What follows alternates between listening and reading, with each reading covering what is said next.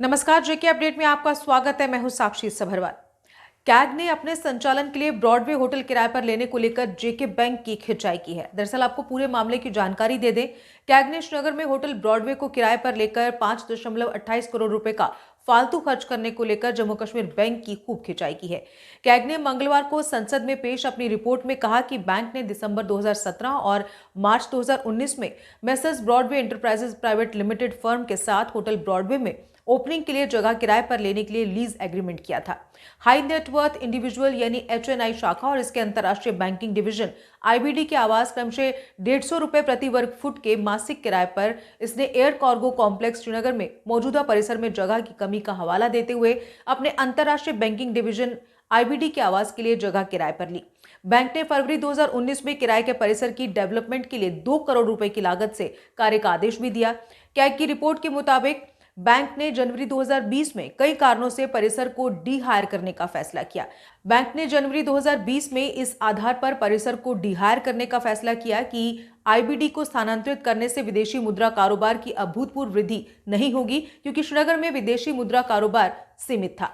जब तक बैंक ने इसे डी हायर किया, तब तक जून 2020 तक इसने किराए के रूप में 3.78 करोड़ रुपए और परिसर की डेवलपमेंट पर 2.43 करोड़ रुपए खर्च किए थे।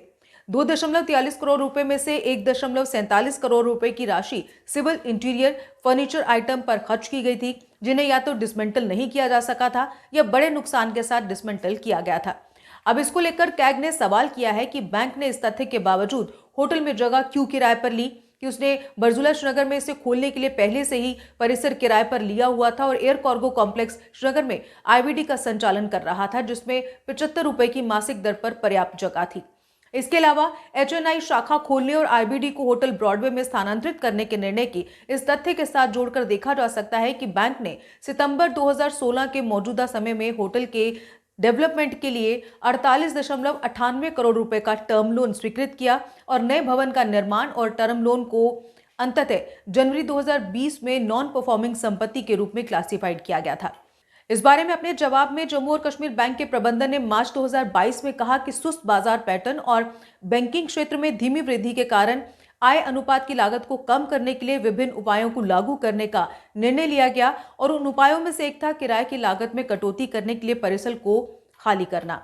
कैग ने सवाल उठाया है कि हालांकि तथ्य ये भी है कि बैंक ने इस तथ्य का संज्ञान लिए बिना परिसर को किराए पर लिया कि बरजुला श्रीनगर में HNI शाखा खोलने का निर्णय प्रबंधन ने पहले से ही लिया था। इसके अलावा श्रीनगर में विदेशी मुद्रा व्यापार के संबंध में सीमित व्यावसायिक अवसर बैंक के ध्यान में थे, क्योंकि अधिकांश ग्राहक पहले से ही इसके साथ काम कर रहे थे।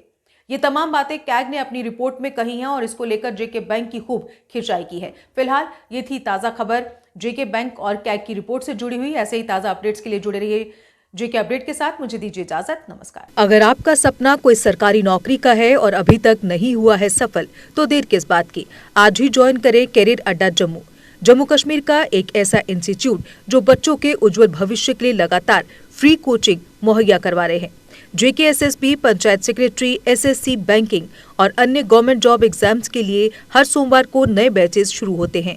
पिछले 4 साल में लगभग 2000 से ज्यादा बच्चे अपने सपनों को पूरा कर चुके हैं। अगर आपका भी सपना है सरकारी नौकरी का, तो हमारा पता है career Adda Jammu, Gurudwara road, opposite doctor Dara Singh clinic, Rehari Chungi, Jammu.